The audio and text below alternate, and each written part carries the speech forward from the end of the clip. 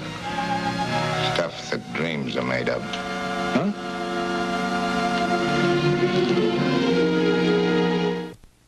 Hi, everybody. Welcome to At the Movies. Pray a little bit for me tonight because I have a very good friend of mine in the studio. You've seen him here all before, many times, Mr.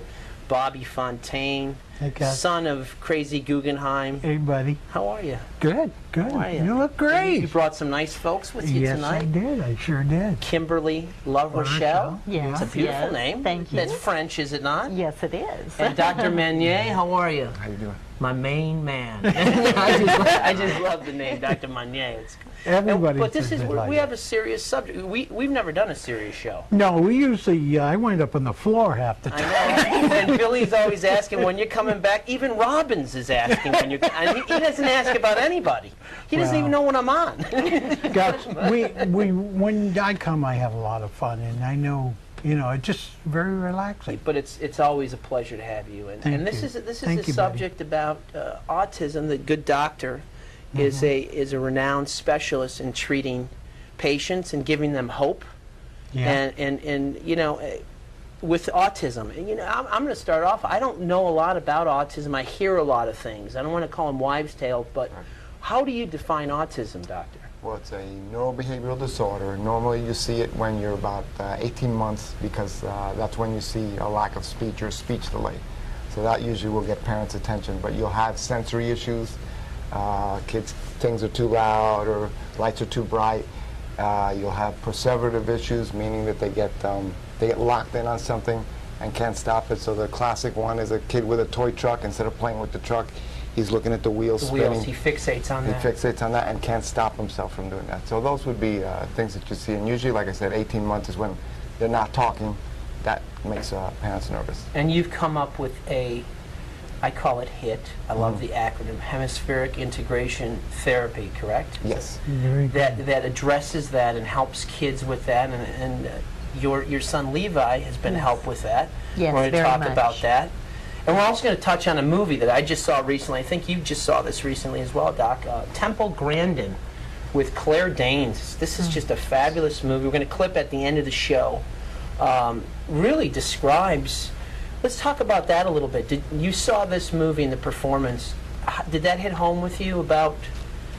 Did you relate to the character? Because she has a whole arc, and this lady's a professor now, but she starts off a little girl, obviously, in the film, and the issues. It really hit home. More than that, it hit the heart. And for every mother or parent out there that watches this movie that has a child with autism or on the autism spectrum, it will hit their heart because they were very accurate and they put you there. You really felt her frustration, her lack of being able to connect socially. Connect is the key word, right? You felt it with the mother, you felt it with her and her frustration. So it was very accurate, and I thought it was very well done. You know, in this movie, and I don't know if this is accurate or not, it seems like autistic children have a special gift in certain areas. Is that a misnomer, or is that, because this is a very bright lady. She ended up coming up with ways to change the whole industry, the meat industry, in terms of, do you find that to be true, that they're gifted? They might seem a little bit short in some areas, and we find in my model, which that hemispheric model is where you have a right and left brain, you don't have global delay. The functions aren't coming down. You might have one side that's not working as well. Normally the right side, or the social side, the nonverbal side, the regulator. The right brain is the brake, the left brain is the gas. So if you can't regulate your things, you can't regulate your immune system, you have allergies. You can't regulate your digestive system, you're going to have digestive issues, constipation, diarrhea. You can't regulate your nerves, you're going to have anxiety. So you'll see that portrayed in the film really well, because they show the anxiety, they show the sensory issues. They just did a really, really good job of showing the common things that you see throughout the spectrum. And the spectrum, by the way, is they change the diagnosis from just autism to an autism spectrum, meaning there's a continuum, or from white to black and all the grays in between. So it'll start with ADD, ADHD, sensory issues, Aspergers, which is kind of what she had. that's one of them, right? That's one of them, where you'll have a brilliant person, but they have no social skills, which is she was a little more than that. Right. But that's where you're saying you may have high functions, or you may have what they used to call savant-like skills, where somebody is brilliant, or they photographic memory, or can memorize the phone book like in Rain Man, and but yet they can't talk to anybody, they can't relate to Right. anybody, and they have no common sense. Now, there's a term called plasticity, which describe what that actually means. It's the ability to change. Sometimes they pigeonhole kids, and which is sad, and say that at 5 or 6, that person is done, is institutionalized. Explain that a little bit. And they don't institutionalize anybody anymore, but They don't do it anymore. don't anymore. What is your treatment? Is one of the new ways of dealing with it, so that there's hope. And So that there is hope, because there is plasticity. And the old thinking was a computer model, the brain is hardwired. right, And now we know that it's there's software there. So you can rewire the software, or you can look for glitches in the software, and that will make changes. So as you go through and you're born, your brain is alive and changing from the day you're born to the day you die.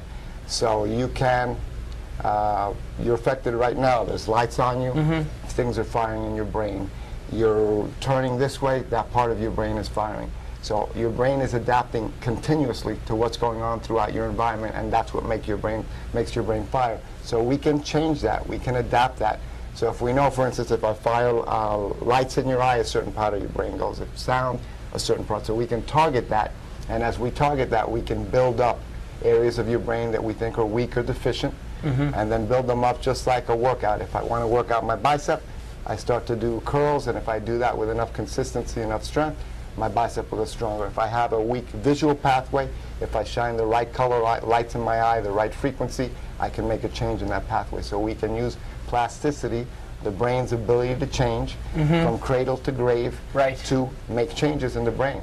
this is similar to the Alzheimer's that they talk about, doing the crossword puzzles so that you keep the brain active and quizzing, so you don't get lazy, for lack of a better word, and keep it firing, the neurons firing. Because you're exercising your brain. So when you are a child, you're obviously the most plastic. Right. And then as you get older, you have less plasticity, it's slower, and plus you have complications like cholesterol, diabetes, blood pressure issues that make it a little more difficult. But they do tell you to do crossword puzzles and things, and that is exactly right, because you stimulate your brain. And they don't want you to do something old or rote. It has to be something new, where you're learning something new. That's when you fire your cortex or your higher brain. Bobby, you wanted to jump in. Yeah, I wanted to mention that a youngster in our family went to see Dr. Mañé, and within 4 to 6 weeks, he was worst in his class, kindergarten, and now he's first. Wow. Dr. Mañé has story after story after story after story of watching these youngsters. 2 doctors came to me. We did a testimonial on one of them, and we're going to see that, medical right? doctors. Well, we have it, but we don't. Okay, we we're going don't to see have the it lady. yet. Okay. Yeah, but the thing is, those 2 doctors were treating their son, who was an autistic child, and they turned around and realized, Dr. Mañé, let's give it a chance. It's non-offensive or anything.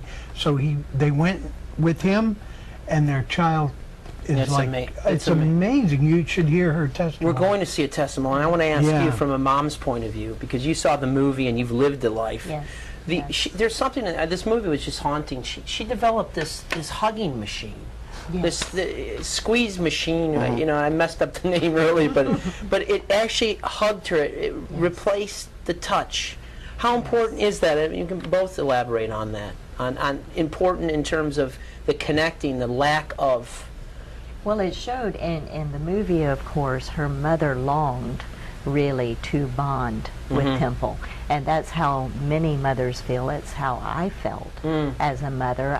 Levi is my 3rd child, and I have 3 others, and I could bond with every one of them, but I had a real hard time bonding with Levi. And he didn't smile when I would smile at him. I would want to hug, and he wouldn't hug back. He wasn't like in the movie with Temple Grandin. She didn't Standoffish a little. She would jump away, but he wouldn't hug back. So that bonding, that physical bonding, and that affection, just wasn't happening, and it was very sad and very scary. And things have changed a little bit because you've done some treatment. Yes. Again, hemispheric integration therapy, right? Yes. HIT. Can you call it HIT? Is that okay to call it that? And there's a before shot. Dramatically. There's a before shot of Levi. I guess Levi's here, and this is his brother. Yes. And that, you know, that's a brother shot. You'd see two guys. You stole my baseball cards. Yeah, no, you did it. And then there he is, in the next shot. Thanks, Billy. And After you know, therapy. And they're connected. Is that Yes. the key? That's it, connection. Levi and Jacob would play alongside each other, but not connected. There was never any kind of back and forth communication going on with them, so they were usually back to back.